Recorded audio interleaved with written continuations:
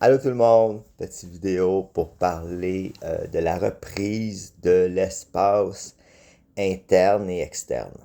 En fait, des fois on peut se sentir pris. On va dire pris dans la matière, mais on peut se sentir pris tout simplement. On sent qu'on n'a pas d'espace et on a par exemple des tâches à faire à la maison, puis on est incapable. Une des façons que j'ai trouvé, j'avais entendu un partage d'un homme qui avait quand même beaucoup d'abstinence, puis il avait fait référence à on ne peut pas manger un éléphant une journée. Puis ça m'avait parlé vraiment beaucoup au moment où je l'avais entendu. Puis c'est quelque chose que j'applique dans ma vie quotidienne. En fait, admettons qu'il y a beaucoup de choses à faire. Je vais prendre un exemple à la maison, là, mais tu sais, la maison est un reflet de notre intérieur. Fait que s'il n'y a pas d'espace à l'intérieur, ça se peut qu'il n'y ait pas d'espace à l'extérieur. De prendre des petits objectifs. Donc, de faire une liste, puis de prendre des petits objectifs.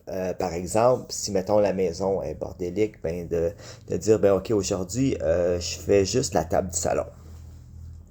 Et moi, je dis, on fait la table du salon, est terminé, on célèbre. On n'en fait pas plus, on arrête. Qu'est-ce que ça fait, ça? Premièrement, ça fait une petite victoire parce que ça fait souvent plusieurs journées qu'on est incapable. Donc, ça va changer l'éther en partant. Donc, un petit peu d'espace. Et puis, on va se sentir bien parce qu'on a réussi. On a réussi quelque chose.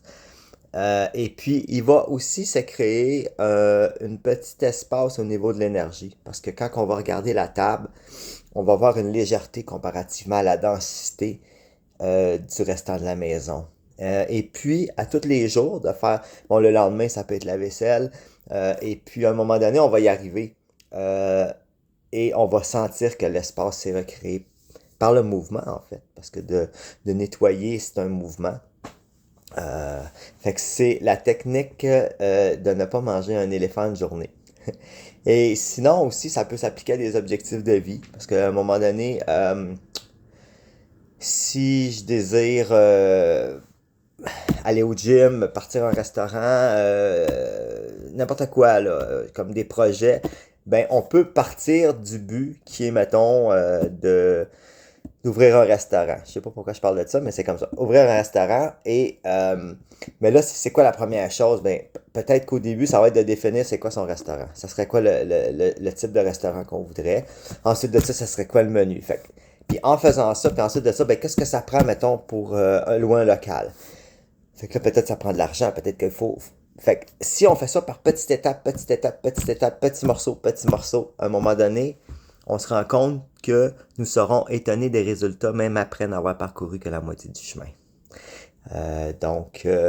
Voilà, j'espère que ça vous a été utile. Si jamais vous avez besoin d'accompagnement, faites-moi signe pour un rendez-vous. Merci, bye.